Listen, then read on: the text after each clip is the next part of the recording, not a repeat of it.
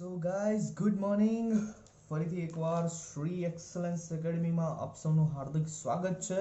હું છું રાજ ત્રિવેદી, તમારો બાયોલોજીનો મેન્ટોર, અને ફરીથી તમારું સ્વાગત કરી રહ્યો છું. આપણું જે ચેપ્ટર ચાલી રહ્યું હતું, ચેપ્ટર નંબર 2, જેમાં આપણે સપુષ્પી વનસ્પતિઓમાં લિંગી પ્રજનન વિશે વાત કરી રહ્યા હતા મારા ફ્યુચર ડોક્ટર્સ. તો એ ચેપ્ટરમાં હવે થોડું આગળ વધીશું અને આજના જે આપણા ટોપિક છે એને એક પછી એક સમજવાનો, એને નિહાળવાના પ્રયત્ન કરશું. બરાબર છે? તો આઈ હોપ કે તમે અહીંયા ફોકસ કરશો વ્યવસ્થિત રીતે, એક એક ટોપિકને અહીંયા સમજવાનો પ્રયત્ન કરશો. ઠીક છે? તો આજે જે આપણો ટોપિક છે બહુ અગત્યનો છે મારા ફ્યુચર ડોક્ટર્સ. એ છે મહાબીજાણુ જનન. ઓકે, ટોપિકનું નામ છે મહાબીજાણુ જનન, મેગાસ્પોરોજેનેસિસ. મેગાસ્પોરોજેનેસિસ. ઓકે જી, તો આ ટોપિકને આપણે હવે સમજવાનો પ્રયત્ન કરવાનો છે. ઓકે, તો તમને ખબર છે કે જે અંડક હોય છે, બરાબર, અને એ અંડકની અંદર મહાબીજાણુ માતૃકોષ આવેલો હોય છે. શું કીધું મેં? કે જે અંડક હોય છે, બરાબર, ને એ અંડકની અંદર શું આવેલું હોય છે?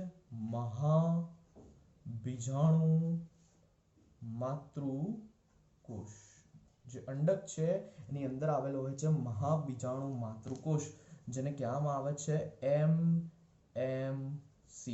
બરાબર, એમએમસી, મેગાસ્પોરો મધર સેલ, મહાબીજાણુ માતૃકોષ, અને જેની પ્લોઇડી હોય છે 2n. હવે જ્યારે આ મહાબીજાણુ માતૃકોષનું અર્ધીકરણ થાય છે, ઠીક છે, ત્યારબાદ અર્ધીકરણ થતા એમાંથી મહાબીજાણુ ઉત્પન્ન થાય છે. શું ઉત્પન્ન થાય છે? મહાબીજાણુ ઉત્પન્ન થાય છે, અને એની પ્લોઇડી હોય છે n. ઓકે, તો મહાબીજાણુ માતૃકોષનું અર્ધીકરણ થઈ મહાબીજાણુ બનવાની ક્રિયાને કહેવામાં આવે છે મહાબીજાણુ જનન, એટલે કે મેગાસ્પોરોજેનેસિસ. તો મારા ફ્યુચર ડોક્ટર્સ, હવે તમે અહીંયા ધ્યાન રાખજો. એક એક વસ્તુને આપણે અહીંયા ડિટેલમાં શીખવાનો પ્રયત્ન કરવાનો છે. ઓકે જી, તો સ્ટાર્ટ કરીએ છીએ. જો તો પહેલા તો હું એક અહીંયા ફિગર દોરું છું, એક નોર્મલી એક અંડકની એક રચના હું ફટાફટ અહીંયા ડ્રો કરું છું. તમે અહીંયા ધ્યાનથી સમજવાનો એને પ્રયત્ન કરજો. ઠીક છે? તો સમજી લો કે આ એક અંડક છે, બરાબર, ઠીક છે, આ એના અંડક આવરણો છે. ઓકે, ચલો અહીંયા પણ એવી જ રીતે આગળ જોઈએ તો આ એક અંડકાવરણ થઈ ગયું, બાહ્ય અંડકાવરણ, આંતઃ અંડકાવરણ. ઓકે, પછી તમને ખબર છે કે મિડલ પોર્શનમાં શું આવેલો હોય છે? મિડલ પોર્શનમાં આવેલો હોય છે તમારો પ્રદેહ. શું આવેલો હોય છે? પ્રદેહ. અને એ પ્રદેહ જે હોય છે, બરાબર ને, જે પ્રદેહ હોય છે એની અંદર તમારું ભ્રૂણપુટ આવેલો છે, બરાબર. તો આ પ્રદેહને હું આવી રીતે કોષોથી, વિવિધ પ્રકારના કોષોથી હું એને દર્શાવવાનો પ્રયત્ન કરું છું. ઠીક છે? આ પ્રદેહ થઈ ગયો. આ જે તમારો અંડક છે, આ તમારો અંડક. ઓકે, અને એની અંદર આવેલો છે, શું આવેલો છે? પ્રદેહ આવેલું હોય છે. હવે અંડક જે હોય છે મારા ફ્યુચર ડોક્ટર્સ, એની પ્લોઇડી હોય છે 2n. કેટલી પ્લોઇડી હોય છે અંડકની? અંડકની પ્લોઇડી હોય છે 2n. મારા ફ્યુચર ડોક્ટર્સ યાદ રાખજો, ધ્યાનમાં રાખજો, બહુ અગત્યનું છે આ ટોપિક. અંડકની પ્લોઇડી જે હોય છે 2n હોય છે, અને પ્રદેહની પ્લોઇડી પણ કેટલી હશે? 2n જ હશે. હવે જ્યારે શરૂઆતમાં આપણે આ અંડકનો અભ્યાસ કરીએ ને, એમાં પણ જ્યારે અંડકમાં પણ પ્રોપર આપણે આ પ્રદેહનો અભ્યાસ કરતા હોઈએ, ત્યારે જે શરૂઆતમાં જો આપણે એનો અભ્યાસ કરીએ શરૂઆતમાં, તો કે ભાઈ શરૂઆતમાં પ્રદેહ જે હોય છે એના કોષો અવિભેદિત હોય છે. શું? પ્રદેહના કોષો જો એનો તમે શરૂઆતમાં અભ્યાસ કરશો તો કેવા હશે? અવિભેદિત હોય છે. કેવા હોય છે? અવિભેદિત, એટલે વિભેદન પામેલા હોતા નથી. જોવા જઈએ તો પાછા સમરૂપી હોય છે, દેખાવમાં એક જ જેવા દેખાય છે. અને એ કોષો કયા હોય છે? વર્ધમાન હોય છે. કેવા હોય છે ભાઈ? વર્ધમાન હોય છે. પરંતુ શું થાય કે થોડાક સમય બાદ જો તમે એમાં જોવાનો ટ્રાય કરશો આ પ્રદેહને, બરાબર, તો એ કંઈક તમને આવી રચના જોવા મળશે. જુઓ જરા ધ્યાનથી, આવી રચના તમને જોવા મળશે. આવી રીતે રચનાઓ તમને પ્રદેહના કોષોમાં જોવા મળી જશે. ઠીક છે? આ હું અહીંયા દર્શાવવાનો પ્રયત્ન કરું છું, તમે ધ્યાન આપજો, બહુ અગત્યનું છે આ વસ્તુ, તો તમને આવડી જશે અત્યારના અત્યારે. ઓકે, તો તમે અહીંયા જોઈ શકો છો કે હવે શું થાય છે? હવે કોષો એ ધીમે ધીમે વિભેદીકરણ પામે છે. શું પામે છે? વિભેદીકરણ પામે છે. અને આ જે પ્રદેહના કોષો હતા, આ જે હવે પ્રદેહના જે કોષો હતા એ પહેલા કેવા હતા? વર્ધમાન હતા. પરંતુ જ્યારે એનું વિભેદીકરણ થાય એટલે એ કેવા બની જાય છે? મૃદુતક કોષો બની જાય છે. કેવા કોષો બની જાય છે? મૃદુતક કોષો. અને આ તમને ખબર છે કે મૃદુતક પેશી એક કેવી પ્રકારની પેશી છે? તો એ છે સ્થાયી પેશી. કેવા પ્રકારની પેશી છે મારા ફ્યુચર ડોક્ટર્સ? સ્થાયી પેશી. હવે અહીંયા જે પ્રદેહ હતો એની પ્લોઇડી 2n હતી. અહીંયા પણ સમવિભાજન થાય છે. તમને ખબર છે કે સમવિભાજન થાય, કોઈ કોષ હોય બરાબર, અને એમાં સમવિભાજન થાય તો એમાંથી ઉત્પન્ન થતા બંને કોષોની પ્લોઇડી એટલી ને એટલી જ રહે, 2n ની 2n જ રહેશે. બરાબર. તો આ વસ્તુ અહીંયા લાગુ પડે છે. હવે આગળ જોઈએ તો આગળ શું થાય છે મારા ફ્યુચર ડોક્ટર્સ? કે આ પ્રદેહમાં આ મિડલ પોર્શનમાં આ મધ્ય જે ભાગ દેખાય છે આ પ્રદેહનો, એ પ્રદેહના મિડલ પોર્શનમાં શું થાય છે કે એક કોષ બહુ કદમાં મોટો બની જાય છે. ધ્યાન અહીંયા રાખજો. એક જે કોષ હોય છે એ કદમાં બહુ મોટો બની જાય છે. બરાબર. કોષ કેન્દ્ર એનું મોટું બને છે. એનો બીજા કોષોના પ્રમાણમાં એક ઘટ્ટ કોષ રસ ધરાવતો હોય છે. ઓકે, હું શું કહી રહ્યો છું?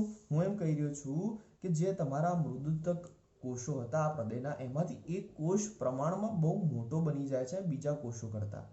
બીજા કોષો કરતા એક કોષ જે હોય છે એ પ્રમાણમાં મારા ફ્યુચર ડોક્ટર્સ બહુ જ મોટો બની જાય છે. અને આ જે પ્રમાણમાં મોટો કોષ બને છે એ બીજા કોષો કરતા વધારે પ્રમાણમાં ઘટ્ટ કોષ રસ ધરાવે છે અને ઘટ્ટ કોષ કેન્દ્ર ધરાવે છે. આ જે મોટો કોષ બન્યો છે બરાબર, એને આપણે કહીએ છીએ આદિ બીજાણુ કોષ. શું કહીએ છીએ એને આપણે? આદિ બીજાણુ કોષ. જેની પ્લોઇડી કેટલી હોય છે?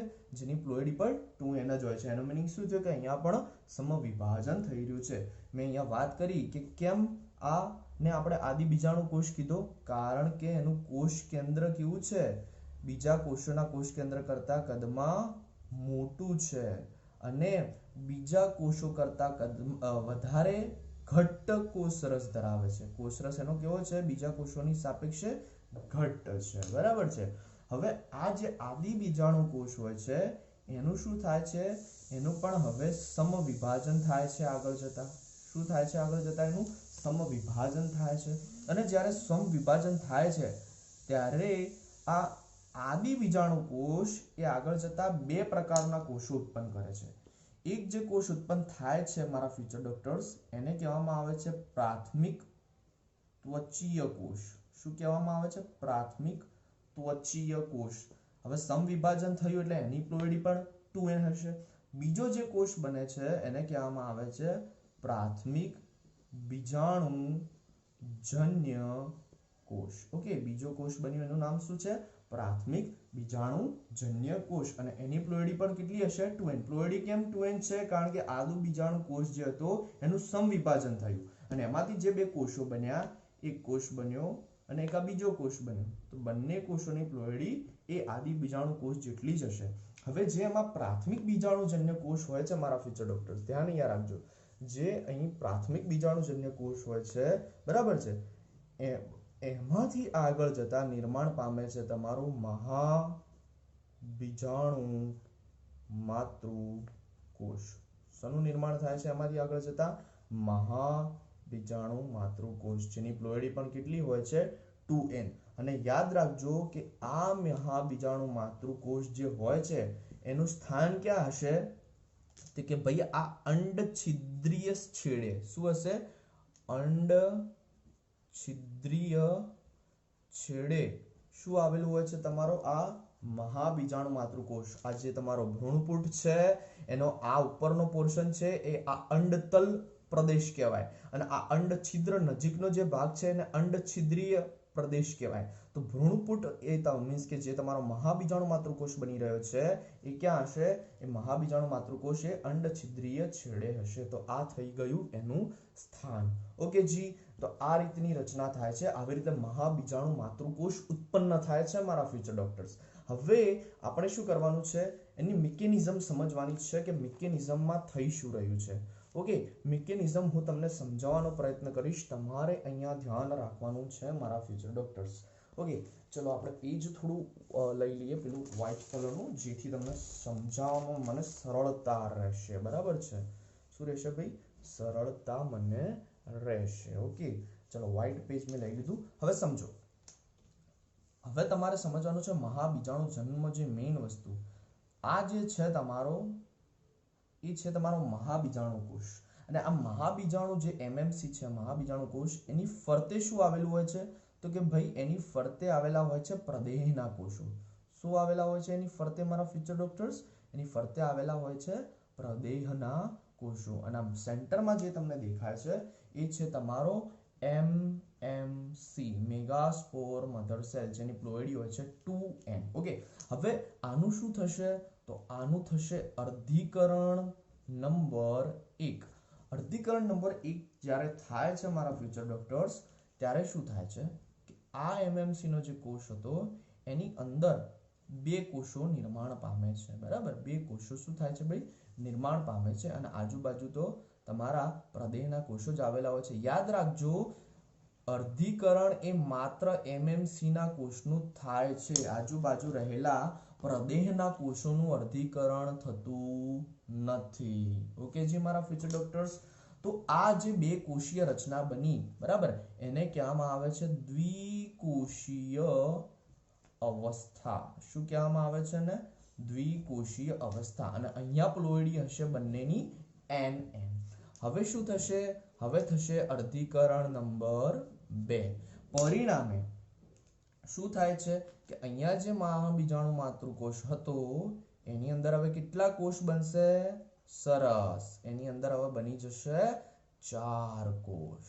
કેટલા કોષો બનશે ભાઈ? 4 કોષ. અને આજુબાજુ શું આવેલા હશે તમારા? પ્રદેહના કોષો. શું આવેલા હશે આજુબાજુ તમારા? પ્રદેહના કોષો. તો આ જે રચના બની જે છે, ઓકે, આને કહેવામાં આવે છે, આ રચના તમે જોઈ શકો છો કેવી છે? રેખીય છે. આ રચના કેવી છે મારા ફ્યુચર ડોક્ટર્સ? રેખીય છે. અને આ તમે એક એમએમસી માંથી, અચ્છા, એમએમસી અહીંયા કેટલા છે? 1 2 3 4, એટલે ચતુષ્ક, એટલે રેખીય ચતુષ્કોણીય મહાબીજાણુ. આ રચના શું કહેશો?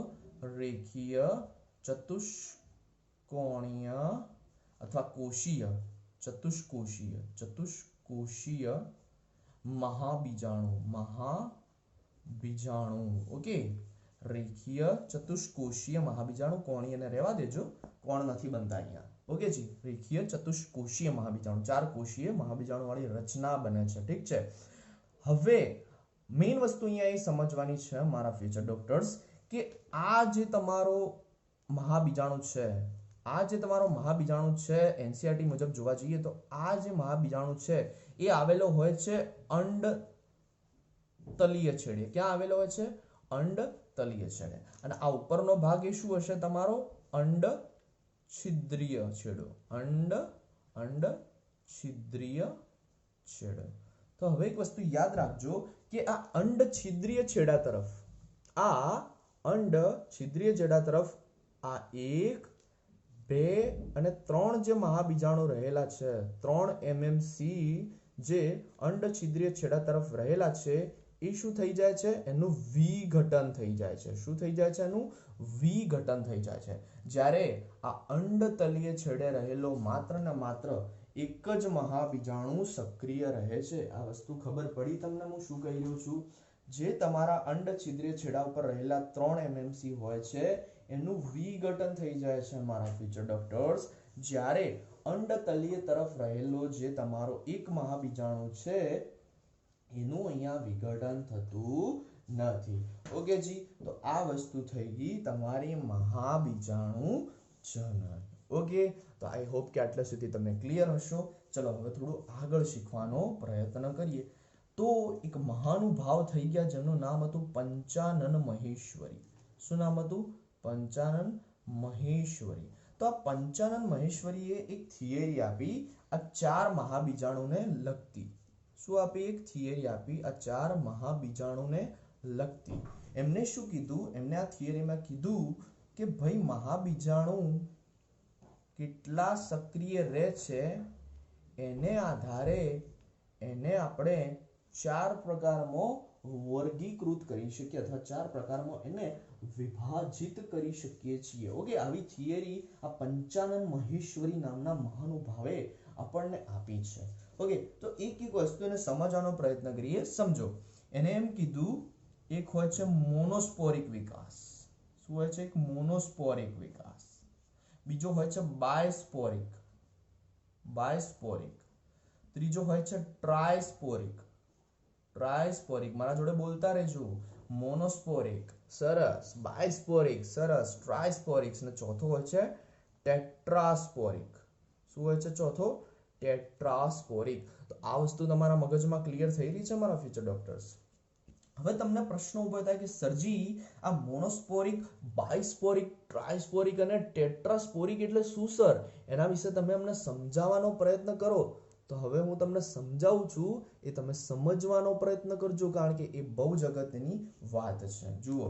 જુઓ, જો તમારું આ જે ચતુષ્કોષીય મહાબીજાણુ છે એમાંથી એક જ મહાબીજાણુ સક્રિય રહે. કેટલા? એક જ મહાબીજાણુ સક્રિય રહે અને 3 મહાબીજાણુનો શું થઈ જાય? નાશ થઈ જાય. તો એને કહેવામાં આવે છે મોનોસ્પોરિક પ્રકારનો વિકાસ. બરાબર. બીજો હોય છે બાયસ્પોરિક. બાય એટલે 2. જો 2 મહાબીજાણુ સક્રિય રહે અને 2 નો શું થઈ જાય? નાશ થઈ જાય. તો એને કહેવામાં આવે છે બાયસ્પોરિક પ્રકારનો વિકાસ. ઠીક છે. એક હોય છે ટ્રાયસ્પોરિક. જો 3 મહાબીજાણુ સક્રિય હોય અને એકનો શું થઈ જાય છે? નાશ થઈ જાય. તો એને કહેવાય ટ્રાયસ્પોરિક પ્રકારનો વિકાસ. અને ટેટ્રાસ્પોરિક એટલે કે ચારે સક્રિય હોય મહાબીજાણુ. આ ચારે મહાબીજાણુ સક્રિય હોય અને એકેનો નાશ ન થતો હોય તો એને કહેવામાં આવે છે ટેટ્રાસ્પોરિક પ્રકારનો વિકાસ. ઠીક છે મારા ફ્યુચર ડોક્ટર્સ? બહુ સરસ. તો આ વસ્તુ મારે તમને આજે સમજાવવાની હતી, એ મેં તમને અહીંયા સમજાવી દીધી છે. ઓકે, તો હવે થોડું આપણે આગળ શીખવાનો પ્રયત્ન કરીએ. હવે મારે તમને એક ઇમ્પોર્ટન્ટ ટોપિક સમજાવવાનો છે, એક ઇમ્પોર્ટન્ટ વસ્તુ સમજાવવાની છે અને એ વસ્તુને આપણે શીખવાનો પ્રયત્ન કરીશું મારા ફ્યુચર ડોક્ટર્સ, કારણ કે એ બહુ જ ઇમ્પોર્ટન્ટ વસ્તુ છે. આગળ જે છે આપણે જોઈએ છીએ, તો આગળ આવે છે તમારું ભ્રૂણપુટ, જે 4 માર્ક્સમાં પૂછાઈ શકે છે. માદા જન્યુજનક આકૃતિ સહિત વર્ણવો. ક્વેશ્ચન આ રીતે પૂછાઈ શકે કે માદા જન્યુજનક વર્ણવો. કેટલા ગુણમાં પૂછાઈ શકે? આ 4 માર્ક્સમાં પૂછાઈ શકે. કેટલા માર્ક્સમાં પૂછાઈ શકે આ થિયરી? 4 ગુણમાં પૂછાઈ શકે. આકૃતિ સહિત વર્ણવો.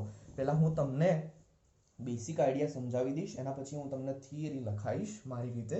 તો એને આપણે તમારે નોટ કરવાની છે. આ માદા જન્યુજનક, એનું એક બીજું નામ છે, એ તમારો ભ્રૂણપુટ.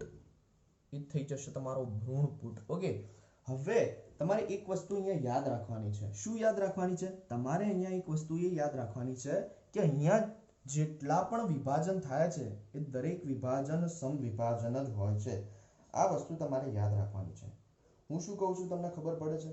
અહીંયા જેટલા પણ વિભાજન થઈ રહ્યા હશે એ દરેક વિભાજન કેવા હશે? સમવિભાજન જ હશે. ઓકે, તો હવે એક એક વસ્તુને આપણે શીખવાનો પ્રયત્ન કરીએ. જુઓ, આગળની થિયરીમાં જે આપણે સમજ્યા, શું સમજ્યા હતા કે અહીંયા અંડતલીય છેડે શું હોય છે? એક મહાબીજાણુ સક્રિય હોય છે. બરાબર. અંડતલીય છેડે એક મહાબીજાણુ શું હોય છે બેટાજી? તમારો સક્રિય હોય છે. તો હવે એ જ મહાબીજાણુ, બરાબર, જેની પ્લોઈડી છે N અને ક્યાં આવેલું છે? અંડતલ વાળા છેડે. બરાબર, અંડતલીય છેડે.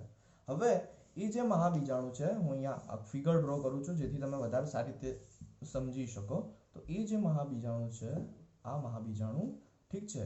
ઓકે, તો આ એનું શું છે મારા ફ્યુચર ડોક્ટર્સ? આ છે એનું કોષ કેન્દ્ર. આ શું છે એનું? કોષ કેન્દ્ર. હવે આ મહાબીજાણુના કોષ કેન્દ્રનું શું થાય છે? સમવિભાજન થાય છે.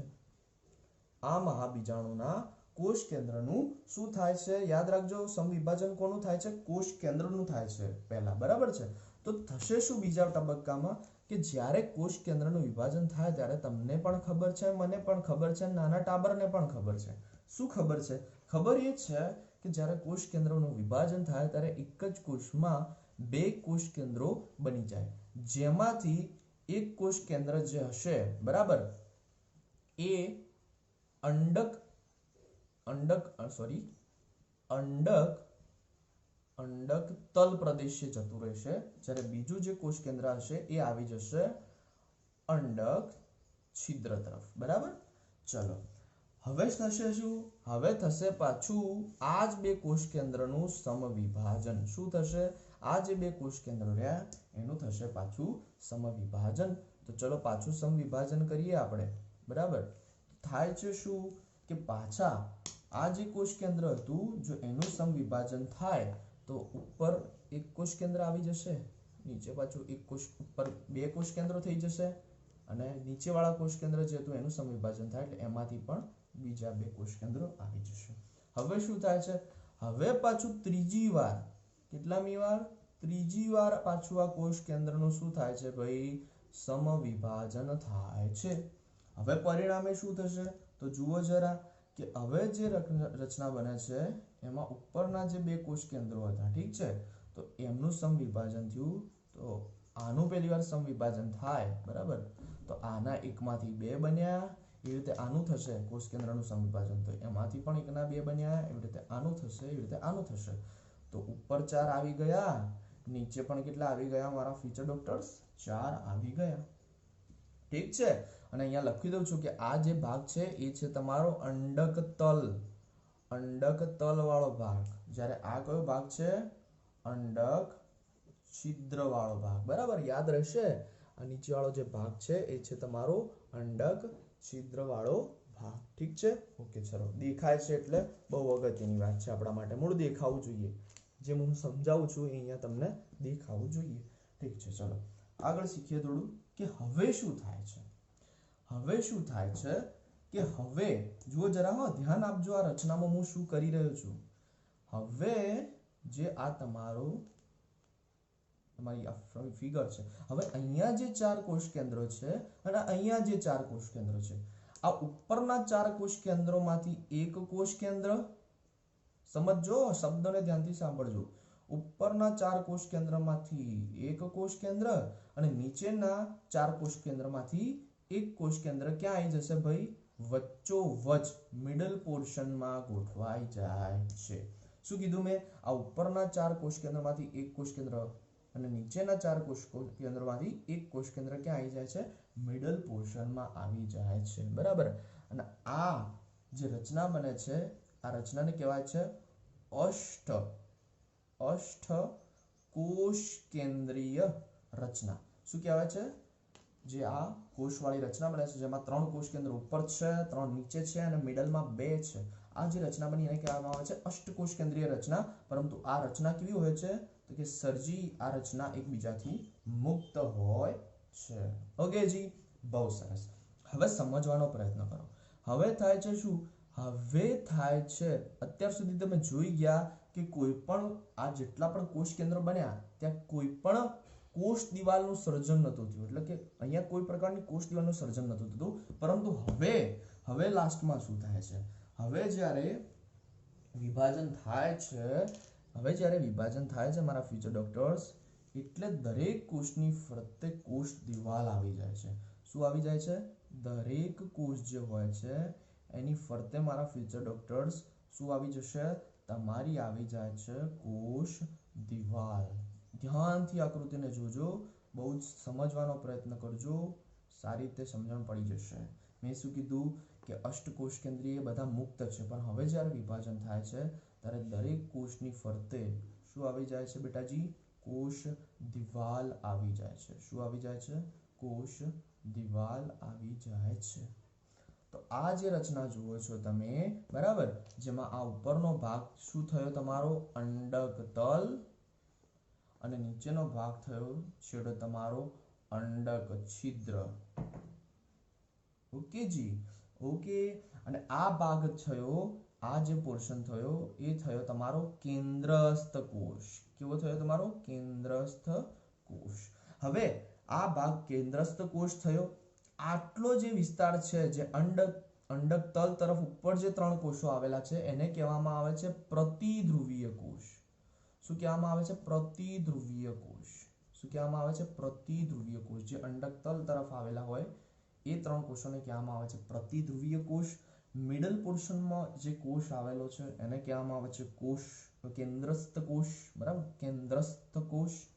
અને નીચેની તરફ જે આ 3 કોષો આવેલા છે, બરાબર, અંડછિદ્ર તરફ, એમાંથી આ જે કોષ છે એ છે તમારો અંડકોષ, અને જે આ 2 કોષ દેખાય છે એ છે તમારા સહાયક કોષ. શું હોય છે? સહાયક કોષ. અને આ અંડકોષ વત્તા સહાયક કોષ, આ 3નું જોડકું ભેગા મળીને જે રચના બનાવે એને કહેવામાં આવે છે અંડપ્રસાધન. શું કહેવામાં આવે છે ને? અંડપ્રસાધન. એટલે અહીંયા જો તમે રચના જોશો તો જુઓ તમને કોષ કેન્દ્રો કેટલા જોવા મળે છે? તો કોષ કેન્દ્રો તમને જોવા મળી જશે 8. પરંતુ કોષ કેટલા જોવા મળશે? તો ગણો 1 2 3 4 5 6 અને 7. તો 8 કોષ કેન્દ્રીય અને 7 કોષીય રચના થાય છે. ઓકે, અને આ પ્રકારનો વિકાસ એ પોલીગોનમમાં જોવા મળે છે. શેમાં જોવા મળે છે ભાઈ? પોલીગોનમમાં જોવા મળે છે. ઠીક છે, તો આટલા સુધી તમારે પેલા મગજમાં ક્લિયર હોવું જોઈએ મારા ફ્યુચર ડોક્ટર્સ. બહુ સરસ, બહુ જ સરસ. ઓકે, તો હવે એક એક વસ્તુને આપણે થોડું ડિટેલમાં સમજવાનો પ્રયત્ન આપણે કરવાના જ છીએ.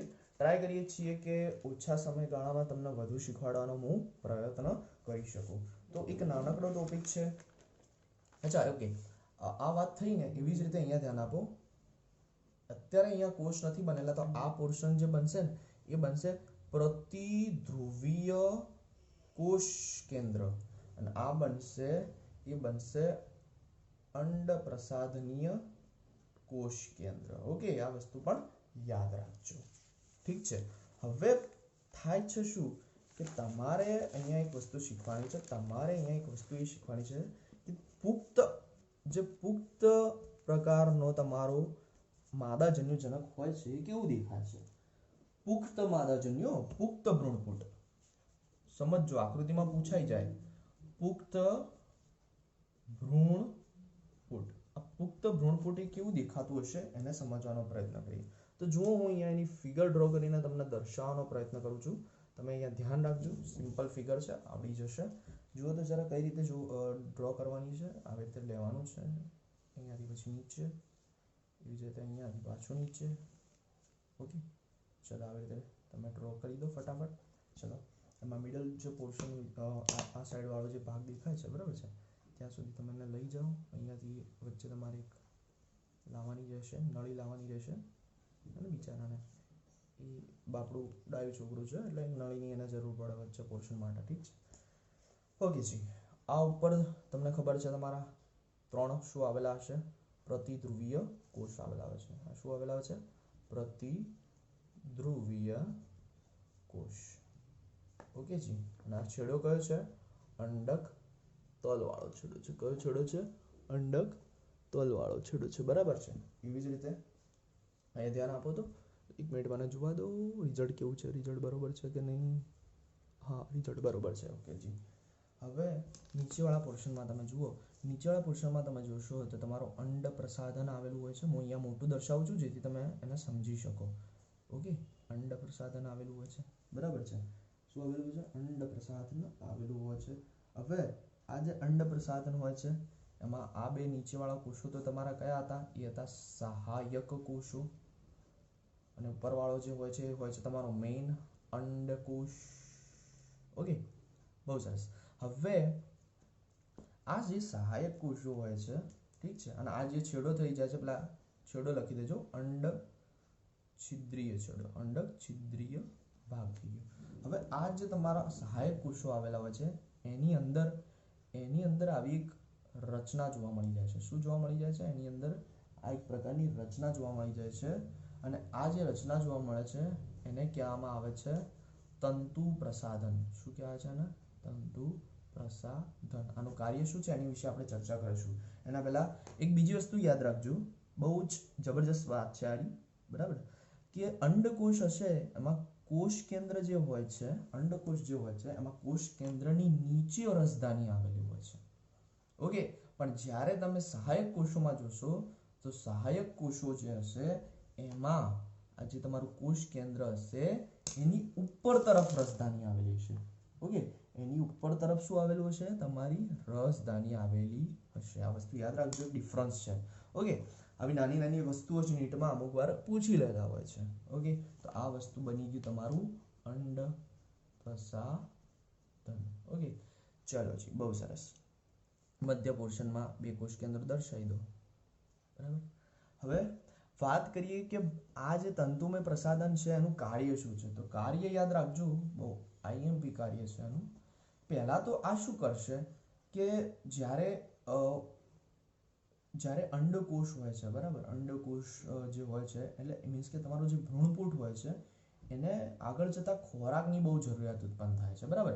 એટલે તમને ખબર છે કે ખોરાક ક્યાં રહેલો છે, તો જે પ્રદેયના કોષો હશે આજુબાજુ, આ પ્રદેયના જે કોષો હશે એની આજુબાજુ એમાં ખોરાક રહેલો છે. તો આ તંતુ પ્રસાધનના કોષો શું કરશે કે જે પ્રદેયમાંથી તંતુ પ્રસાધનના કોષો પ્રદેયમાંથી શું કરશે, ખોરાકનું શોષણ કરશે. ખોરાકનું શું કરશે મારા ફ્યુચર ડોક્ટર્સ, શોષણ કરશે. અને શોષણ કરીને ક્યાં લાવશે, ભ્રૂણપૂટમાં લાવશે. હે ને, પ્રદેયના કોષો જે છે એમાંથી ખોરાકનું શોષણ કરી અને એને ભ્રૂણપૂટમાં લાવવાનું કાર્ય કરશે. આ એનું પહેલું કાર્ય. એનું બીજું કાર્ય શું છે, એનું બીજું કાર્ય એ છે કે જ્યારે સમજો કે કોઈ સ્ત્રી કેસર છે, બરાબર છે, કોઈ સ્ત્રી કેસર છે અને એ સ્ત્રી કેસર ઉપર શું આવીને બેઠી છે, પરાગરજ આવી ગઈ છે. હવે પરાગરજને ખબર નથી કે અંડક તરફ જવાનો રસ્તો શું છે.